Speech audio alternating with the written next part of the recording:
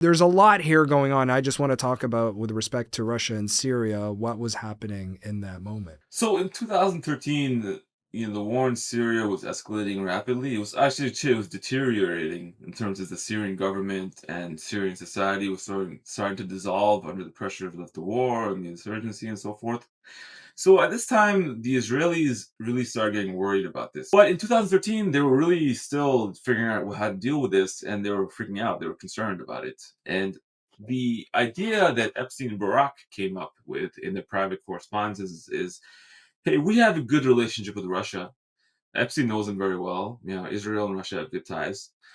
Why don't we put a fork in this right now? It's 2013. Let's put an end to the situation. We need to get someone else in power who could put a stop to this insurgency in some way and just let us continue having the cordial, cold peace between Syria and Israel. Well, I should say cordial, but the understanding that exists between Israel and Syria and prevent Iran from expanding its influence in that country, which would be detrimental to us.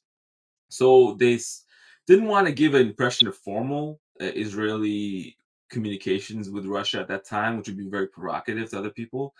But they wanted to create is back channel diplomacy, which is very common in the diplomatic world. Create a situation where people who are known to be aligned with the Israeli security establishment and known to represent its views can reach out to the Russians and give an offer, so to speak, of what an Israeli-Russian deal over Syria could look like. And again, a way you sort of lay the table for this in many cases is have a very powerful person publish a public op-ed about this, a public article about this, laying out an offer or position, so to speak, for the subject. And Epstein and Barak, again, they worked together to write an article laying out what would be an Israeli offer to the Russians for how they'd like to see Syria play out in 2013.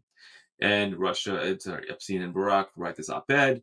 They go back and forth. The op-ed basically says, why doesn't Russia just push Assad aside, put in place another pro-Russian dictator who's going to keep the Iranians out, and we can move forward on that basis. And that was kind of the crux of the article.